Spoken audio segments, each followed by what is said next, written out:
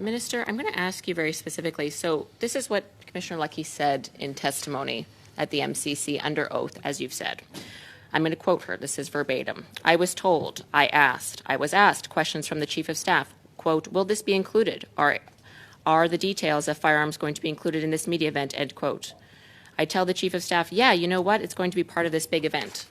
What's your response to that? Do you believe that she was lying about your Chief of Staff saying that? No, but let me be very clear, though. You have not been clear, sir. Well, perhaps not to you, Ms. Stancho, but if I may. What you have just read to us was not my Chief of Staff giving any direction to the Commissioner of RCMP, but just asking what the RCMP have decided to do. So you're not denying that your Chief of Staff asked her this. That's new. Well, frankly, I don't know. You're talking about a conversation in which I was not party, but what you have just read to me is not in any way giving direction to the RCMP. We're not asking about direction, Minister, and you're well aware of that. We're asking if pressure was put on the Commissioner, even subtly, from your office.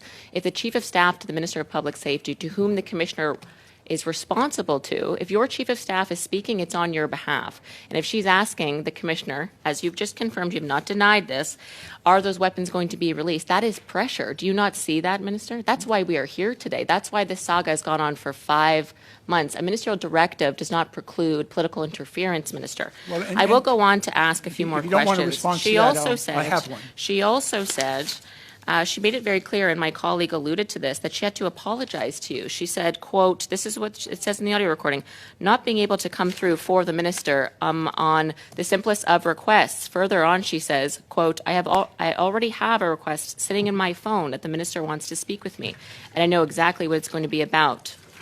So she looks like she's very responsible to you for this information not being released in the press conference, and yet you're denying that this never happened.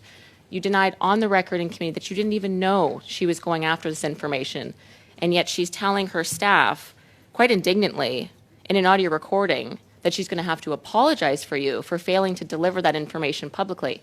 And you're denying that that ever happened. You're expecting us to believe that, Minister. It's the truth, Ms. Stancho. And let me so Commissioner Leckie is lying then. Ms. Stancho, could you let the Minister answer, please? If he would answer it. Thank you very much, Mr. Chair, and I appreciate the opportunity to respond to that. To be very clear, the Commissioner of the RCMP I never spoke to her about this, and she never apologized to me. What she said to her subordinates is something you can ask her about as to why she said it, but I can confirm for this committee that I did not ask the Commissioner to do this. She never promised me she would. Yes, you've said that, There was no Minister. call outstanding with me, and in fact, at no time has the Commissioner ever offered any kind of an apology, because quite frankly, none was required. So just to confirm, she was not telling the truth then. She was not telling the truth on that audio recording. You never called her after. You never spoke to her on April 28th. You never spoke to her on that day. I have no recollection at all of ever having a conversation with her on that date or about that issue. Did she ever make any apologies to you at any time during this saga in April 2020? No. She never made a single apology to you, because in the audio recording she said that would have been her 4th apology to you.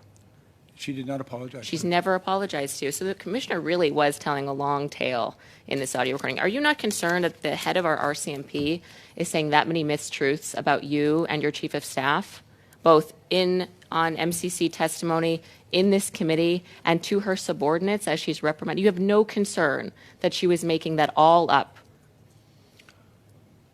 I can only come before this committee and tell the facts, which is the truth. She was not directed by me. The Commissioner has not apologized to me. It wasn't necessary for her to apologize for me, because she did not do or fail to do anything that I'd asked her. I will just conclude, Mr. Chair, with my final 10 seconds. Again, Minister, we're not asking you about direction. We're asking you about political interference.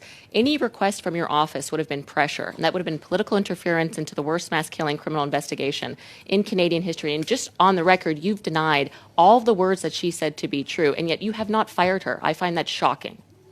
Thank you, Mr. Chair.